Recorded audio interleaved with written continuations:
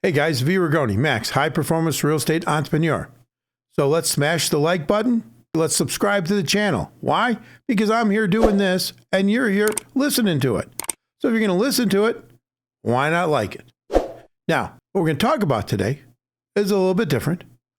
We're going to talk about a comment that I received, which I thought, well, the guy's trying, the person's trying, but they're not getting it. And it doesn't make them bad, but it's like, the comment kind of went like this. I mean, not word for word, but basically was, the way to invest is Treasury bonds at 5% because you can't make real money in real estate at 7% interest rates. Or no, he put it like the way to do this is you got to invest in Treasury bonds because there ain't no more 3% interest rates. That's right. There is no more 3% interest rates. I was just reversing it based upon the fact that right now rates are at 7%. And so he's talking about the fact they're not at 3%. So how do you ever make any money in real estate again? And I'm like, are you kidding me? What the hell is wrong with you? For most of the time in this country, interest rates have been, and I mean, if you go back to the founding of Jamestown, which I know nowadays, that's a whole race thing. But hey, we were founded, the initial colony was Jamestown. Get over it. Bottom line is, from that time all the way forward, interest rates have averaged in this country between 5% and 6%, sometimes a little bit higher, sometimes a little bit lower.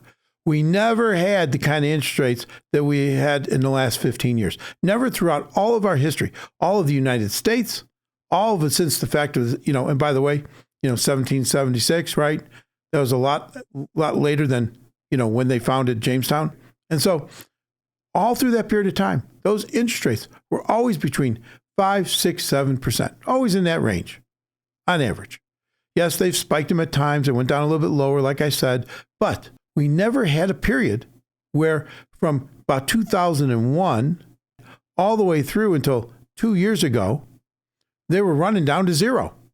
And then mortgage rates got all the way down to, eventually down to 2.5%, 2% fixed rate, 15-year, 30-year at about 3.5%.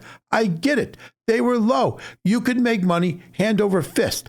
It was just giving it to you. Why? Because you have to understand when it comes to real estate, property is owned based upon a month-to-month payment. What do I mean by that? Well, I mean by that if the interest rates are higher, 7, 8, 9%, well, then the price cannot be that. It has to come down because of the fact, typically will come down outside of other situations like lack of housing, shortage. Well, it will typically cause the prices to come down or stagnate because of the fact that the monthly payment based upon a 7% mortgage interest rate on a house, on the value of the house, the mortgage, loan to value, the whole thing, got it, right, is going to be high. But when the rate drops down and it artificially drops down to 3%, when I mean artificially, it's because the Fed controls the interest rates.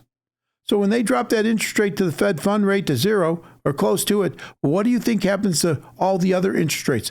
They go down low. And when that happened throughout all the early 2000s, all the way up until 2 years ago, it brought mortgage rates artificially low. It created a bubble in real estate, a real bubble. Now, it created that bubble. So what goes on?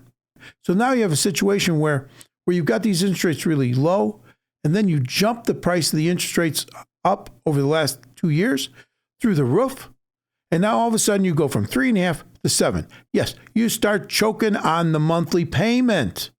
See, the price will go up as long as the monthly payment stays down or less. But when you have the monthly payment drop through the floor, well, then that monthly liquidity will drive up the value of the house. Because that's what happens. Because the payment went down. Well, the payment don't need to go down because your income and everything is based upon a certain house payment, certain car payment. You don't think they figured this shit out? So when you have that big of a drop, what happens is it gets made up in the purchase price.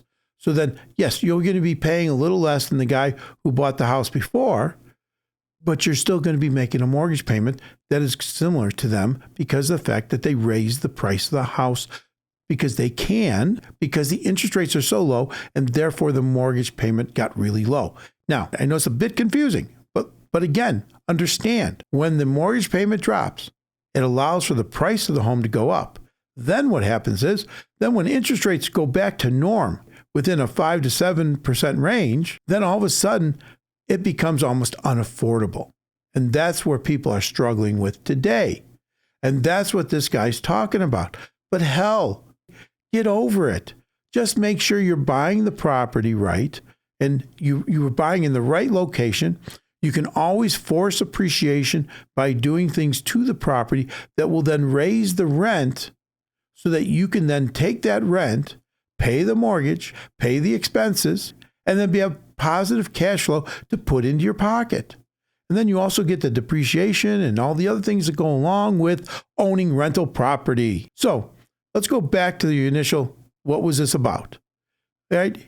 He's saying that you're better off investing in a 5% Treasury bond. And I say 5% because that's what the rate is right now. So let's break that shit down. Now, if you're going to put money, let's say you got $100,000 and you put that into a 5% Treasury bond. All right. Now, what happens? Well, you got to pay taxes after the first year. Not only that, unlike real estate, you got to pay ordinary income tax every single year on that interest that comes out of that Treasury bond or that CD. Doesn't matter. You got to pay ordinary interest, ordinary income on that interest. Right? What does that mean? That means it gets added to your current income, and it might even push you into a new tax bracket. But even if it doesn't, you don't get capital gains. You got to pay the ordinary interest ordinary income on that interest every single year. So let's say you're in a 24% tax bracket. Well, that's going to kill your return. Right? It just does. Figure it out. I'm not going to do the math here for you. But if you said to me, hey, I don't pay for $24,000 in federal taxes. Well, for most people who live in states where you got to pay estate taxes. And so, you got to pay state income taxes for most people in this country. I know Florida, places you don't have to. I get it. But most places you do. All right. And so you're going to be in that tax bracket. Now, what the guy is not accounting for, he thinks that the rest of that money goes into his pocket. Sure, he pays the taxes on it. No problem. I put the rest of it in my pocket. Got me them big bills. What he's not accounting for is inflation. So if you pay the taxes and then you account for 3% inflation against the interest that you earned after the taxes, but you also have to account for the inflation on the principal, because inflation is a negative impact on the dollars, on the Benjamins, right? You have less buying power. You have less buying power of services and goods, as they say, goods and services, after 1 year than you did on the same $100 a year before. So we're sitting there. You had to pay 24% of the interest or 20%, whatever your number is, on the interest that you received. And then at the same time, you got to sit there and get nailed big money at 3% on the difference. Well, 3% just alone of destroying the buying power of your principal is $3,000. So you subtract out the taxes, you subtract out about $3,300 because of the loss of buying power of your money, and you're left with about $700. So you had $100,000. You stuck it in that Treasury bond. Congratulations. And in the end, you ended up with a net after taxes and inflation, you ended up with about $600. And that's if inflation's at 3%. Right now it's running higher. And in the last 15 years, you were like being decimated because there wasn't a 5% return on a Treasury bond. That's only happened in the last 15, 18 months. Well, how much was a Treasury bond going for before? Well, you'd give them your money and for 10 years and they'd give you, what, a 1.5% to 1.75%? Now subtract out inflation and see what your numbers were looking like. You got murdered. Because you see, unlike real estate, because real estate will adjust for inflation because the property value goes up with inflation. Yes. You can also force the appreciation and you can make it inflated even more by doing work on the property. But even if you do nothing and inflation is at 3%, your $100,000 property doesn't go down 3% like it does in a Treasury bond. The buying power, it goes up. Now you've got $103,000. And I don't care if you only put $3,000 to buy the property. If that's the case, if you only put $3,000 down to buy the property and you had 3% appreciation based upon inflation, you had 100% return on your capital. We ain't talking any of that when we're talking just putting money in a Treasury bond. Now, when should you be putting some money in a Treasury bond? Well, I don't know. Maybe you got some money that you're setting aside to put into buy a cabin. In 2 years, in a year. That's when you should be putting money in CDs or Treasury bonds, money that you're going to need that you don't want to put at any risk. What's another time you might do it? And that would be if you're older, you're in your 70s, you're in your late 60s, you've got your capital, you got your money, you got all the money you need, and you just don't want to put any money at risk. Well, that's why people will go and they'll buy Treasury bonds, or they'll stick it into a money market account, or they'll buy CDs. They'll take a portion of their money and they'll do that. Why? Because it stabilizes their overall portfolio. And at 80, 75 years old, they don't want to own real estate anymore. Tenants, toilets, and termites. Because they're not your age. They're not 25. They're not 30 years old. There's a time when you want to, listen, guys, I've always said, the amount of money you make is directly proportional to the amount of aggravation you're willing to put up with. You don't want no aggravation? Then go work at Lowe's or Home Depot 40 hours a week, and then go home and sit on the sofa if you can afford a sofa to sit on if you're working there full time, and just spend your weekend sitting there. No problem. No aggravation, no money. So the amount of money you make is directly proportional to the amount of aggravation you're willing to put up with. Just talk to an athlete. We all think they make hundreds of million dollars, all this money. How much aggravation do you think those people put up with since the time they were in grammar school?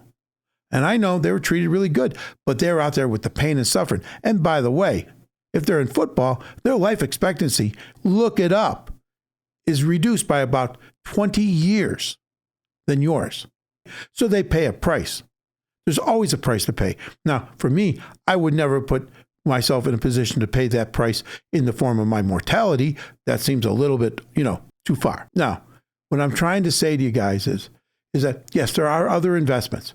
But if you want to be able to grow your money, to be able to deal with taxes, we didn't even talk about the fact that, that $3,000 you made on that property in positive cash flow, that the depreciation covers the taxes on it. So you don't even have to pay any taxes on at this time when you go and you get the income from it. You go buy a Treasury bond, you got to pay the taxes on it, both state and federal, and then you get nailed with the inflation because there is no natural appreciation to a Treasury bond. It only goes up if interest rates drop hard, and they drop. Then the value of the Treasury bond go up. Good luck with that. I want something that I have more control over, and I want you to have something you have more control over. So then, instead of you just ending up with $500 or $600 at the end of the year for because you invested $100,000, you get to knock it out of the park by owning real estate. You just got to do it right. You got to do it smart. You got to finance it properly, smart, and then get on with it. Guys, I'll talk to you soon. Let's get out there. Let's make it happen. V. Rigoni, Max High Performance Real Estate Entrepreneur. And what am I telling you? Think big, start now, grow fast.